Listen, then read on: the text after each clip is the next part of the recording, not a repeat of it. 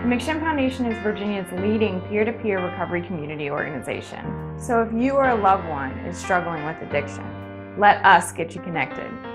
Build your self-esteem and lead you to a solid foundation in your recovery. Check us out.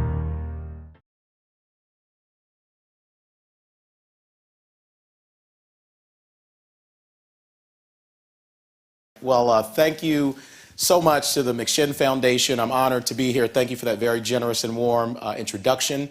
I see some wonderful friends here in the audience, including Delegate Lamont Bagby, who is a great friend of mine, has been very dedicated to focusing on issues of health care and fighting the opioid and heroin epidemic, and something I want to talk a little bit about here today.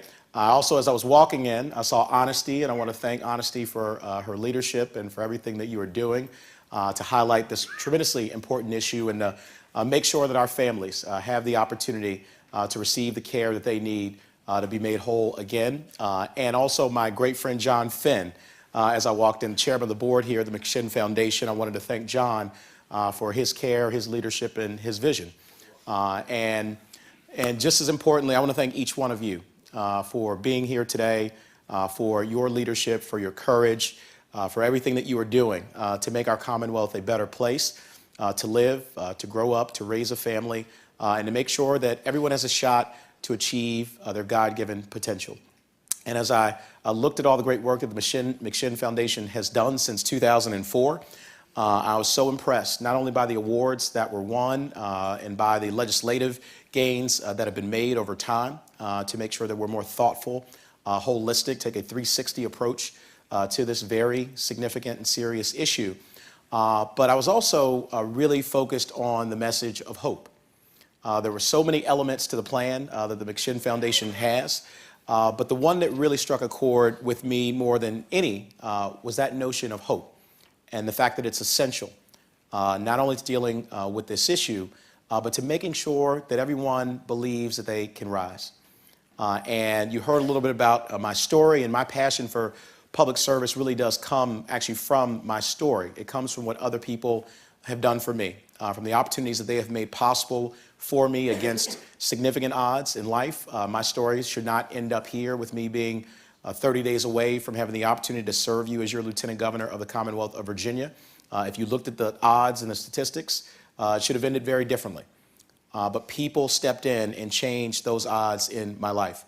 And I'm forever grateful, forever indebted to all of those people. And it wasn't just my family, even though they played a significant role. It was neighbors, church members, it was complete strangers who embraced me and my family at some of the darkest times in our lives and said that we love you and that there is hope and that no matter how dark today may seem, tomorrow can be brighter. And you have to believe that every single day of your life. That was a gift that people gave to us and to me at a very young age. And it has changed everything that's possible in our lives. I was actually born in Pittsburgh, Pennsylvania. And for any Steelers fans here, I have a couple. I heard a couple. But I was actually raised in Northeast Washington, D.C. And that came to be because my parents, both of whom I'm very close to and love very dearly, they got divorced when I was about 5 or 6 years old. And so what that meant was that my mom, who had 4 children, had to find a place to start over. And that place for us, fortunately, was with my late maternal grandparents, 2 of the best people I've ever known. My grandfather was a Howard University graduate. He was a World War II veteran. And when he came back from the European theater, he worked at the Postal Service for 45 years. Walked to work every single day to put food on the table for his family. My grandmother was also a Howard University graduate. She was a nurse at Freedman's Hospital, which is now Howard University Hospital in D.C. She worked there for 40 years, took care of people and their health care challenges, loved her family and loved her community. And so in the mid-1980s, when their oldest child, who's my mom, came knocking at their door saying that she needed a place to start over, they did something really extraordinary, and they took all 5 of us into their home. It was a tiny row home in Northeast Washington, D.C. They didn't have a lot of money, didn't have a lot of space, but they had a lot of love for their family. And that single act of generosity, of courage, and of love changed the entire story around for my family. My mom, who was a pharmacist, do you all remember a place called People's Drug? All right, very good. I went to a college campus at People's Drug. I got blank stares. They had no idea. I said CVS Pharmacy 30 years ago. And she was a pharmacist there, was able to save up enough money to buy the house right across the street from my grandparents who live at number 14. My mom bought number 9. And that's the house she raised all 4 of her children. It's the house where she still lives today, nearly 30 years later. And just as improbably, with the help of so many people, my mom was able to put all 4 of her children through college and 2 of us through law school, starting from that place. And what I say is that for people to make that story possible, that very improbable journey possible, is they gave us something that I like to call spiritual wealth. We did not have a lot of money, but we had faith, and we had hope, and we had optimism. We got a high quality education. We had people who, as I mentioned before, said simply, "I love you." And no matter how dark today may seem for you, and it seemed pretty dark at the time, tomorrow can be brighter. And this was at a time in the mid-1980s. We moved into D.C. when it was the murder capital of the country. It was the height of the crack cocaine epidemic. Where we lived had essentially become an open-air drug market. I lost many friends, both to drugs and to violence. I can't count the number of people who got entangled in the criminal justice system growing up.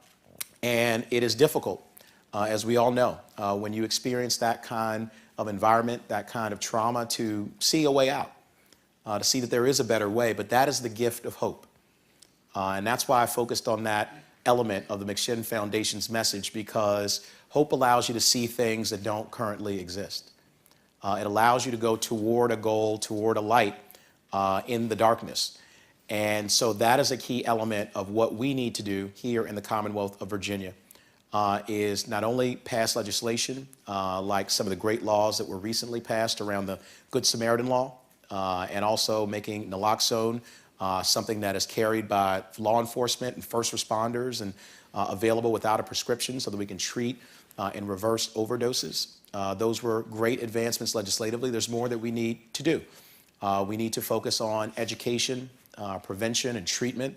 We need to start earlier and really target our youth to make sure that before they are presented in a situation where they may be exposed to opioids or heroin or fentanyl, which we know is a deadly drug, and I'll talk a little bit more about that, that they have the tools, they have the education, that they're given a framework to understand what happens when these types of drugs are introduced in our community, when they're experimented with, and what the consequences sometimes can be.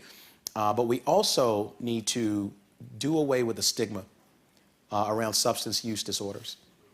This is a critical piece of what our strategy must be.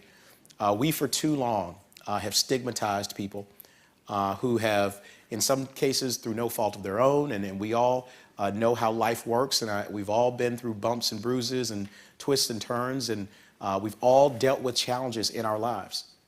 Some people have to deal with them publicly, some deal with them privately, but we need to remove the stigma because oftentimes opioid abuse and substance use disorders are linked to something else that we unfairly stigmatize, and that's mental health. We need to stop talking about mental health as if it is a personal failing. We need to start recognizing, both in our policy and in the way that we discuss these issues, that mental health is simply health, just like physical health. If someone were to have cancer or diabetes or a broken arm, we don't think that that person has failed in their lives. We treat them, and we treat them with care and with medicine and with evidence-based treatments that we know work. And yet, when we deal with mental health challenges, we stigmatize first. And we may offer treatment later, but that drives people in many cases to places where they're not being able to optimize their healthcare outcomes, where they feel lonely and isolated. And that is oftentimes when people go down a path that we try to rescue everyone from. And so I promise you, as your Lieutenant Governor, and this is an issue that I hope will not be partisan, because there is no partisan way to discuss something that impacts all of us. These are all of our families. And I love the diversity that I'm seeing in this audience. It looks like the Commonwealth of Virginia. It looks like the United States of America, because we know that these challenges don't discriminate. They don't discriminate based on race or age or zip code, how much money your family has, gender, sexual orientation. We know that these are challenges that we all face together. And we need to be more thoughtful, more caring about our policies and the way we go about treating these challenges that people have. When I went to law school at Columbia, and because of my earlier experiences, I always thought that I wanted to be engaged in public service, and I wanted to do something to give people a safer community than what I had growing up in. And that led me down the path ultimately. I worked in the United States Senate, later as a federal prosecutor in the Eastern District of Virginia in the Major Crimes and Narcotics Unit. And we did some great work going after large-scale dealers and people who were introducing many of these drugs into our communities. I was also the deputy of the Human Trafficking Task Force, which is another issue that we don't give enough time to and attention to in Virginia, but we will. But what I came to learn, even as a federal prosecutor dealing with people, oftentimes violent criminals, was that we can't simply incarcerate our way out of the problems that we face. Our jails and our prisons are bursting at the seams as it is. Many of the folks who are now involved in our criminal justice system are there because of drug-related reasons and no other. Many of them also are there because of mental health-related challenges and no other issue. And our jails and our police have become the first responders when it comes to dealing with things that should be healthcare challenges. And so we've got to rethink the way that we do criminal justice in the Commonwealth of Virginia and really in the country. We spend a massive amount of money on criminal justice. We spend $3 billion a year in Virginia annually on our criminal justice system. About half of that solely for incarceration, about $1.5 billion. And these were figures that were pretty staggering. We spend about $27,000 per year to house an adult in our state prisons. But we spend $150,000 a year to house a juvenile. And we dedicate tremendous resources to locking people up, to incarcerating people, and yet these are resources that we should be dedicating to education, prevention, treatment, making sure that people can rise, that they get the chance at the American dream. And so I believe we need to expand Medicaid. It would cover 400,000 more Virginians. Would give them access to the treatment services that they need to deal with these challenges that they face. But we also, again, have to come together as one Commonwealth and as one family and reaffirm our core fundamental values, that everybody's life has worth, that everyone should be respected, and that this is a challenge that's not faced by one or the other. It's faced by all of us. And we need to be humane in the way that we deal with these issues, but we also need to have that key ingredient in all of our policies going forward, and that ingredient is hope. We have to give people hope. So that is what I'm dedicated to doing and committed to doing. We have an election in 30 days on November the 7th. I hope that everyone will go out and vote, and that we will stay focused and continue to make progress on what McShin Foundation has been able to do over these last 13 years. So God bless you all. Thank you for having me. Really appreciate it. Thank you, Austin. Thank you.